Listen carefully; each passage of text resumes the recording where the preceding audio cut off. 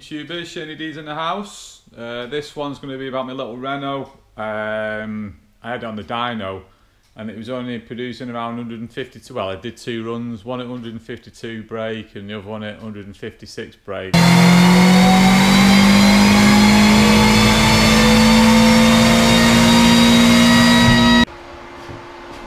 So it's a bit less than what I expected really, but I've converted it from carb to AFI last year and just did a bit of road mapping before the race season started. So I just put up with it throughout the race season, but I was down on my times only by about a second and that, but that's probably why. But yeah, so we're going to check the crank signals right on it, check that it's got a falling edge, because you can have like rising edge and falling edge. I'm going to get the oscilloscope on it because it's normal VR sensor, and then it's converted with a little board like the ECU in it.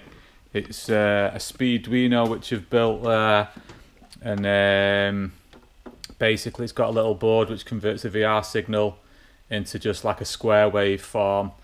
So I've got that hooked up at the minute just to read the settings. It's got a little Bluetooth in it there, so that's rigged up to my laptop, and I've just noticed in the settings it does actually say rising, and that's not right, it should be falling. So it might have the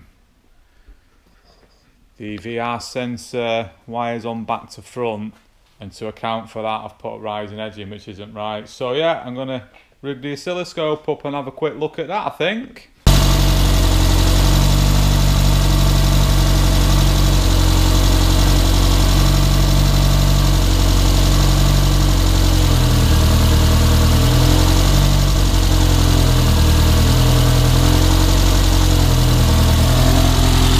So yeah, it looks like it's wired back to front. So I had a look at the oscilloscope readout, and yeah, it just looks like it's using a rising instead of a falling, and the connections are inverted on the VR sensor. So I'll get that sorted and then change all the settings and see how we get on. So inverted them wires and then changed it to a falling signal.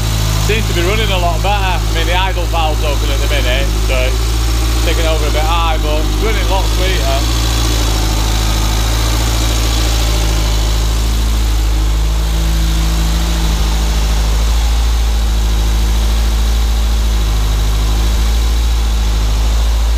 So it should make a big difference, that really. I'm just going to chuck it on the dyno and see if there's any little difference. So go and get it strapped down now.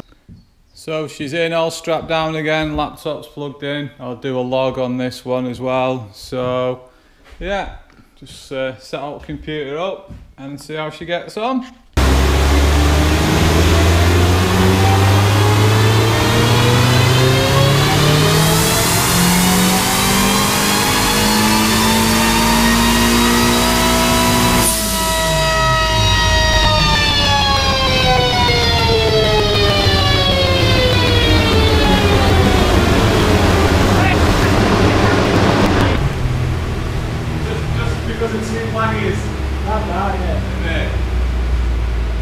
That's a bit better. 185 brake. It's not too bad, that.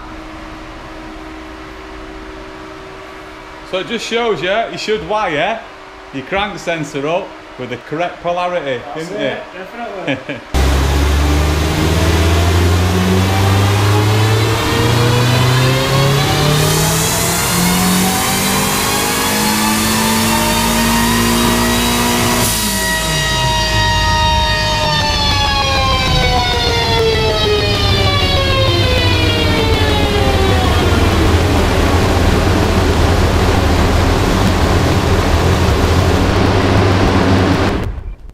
Just a couple of little tiny tweaks, and I've got another 10 brake horse, so it's 194, so we're getting towards the 200s now. So yeah, I'm glad I sussed that out. Just simple little things can make a lot of difference, so I'll carry on mapping it now on the dyno and tweak it up nice. So yeah, that's pretty much it for this one. Thanks for watching, and I'll catch you in the next one.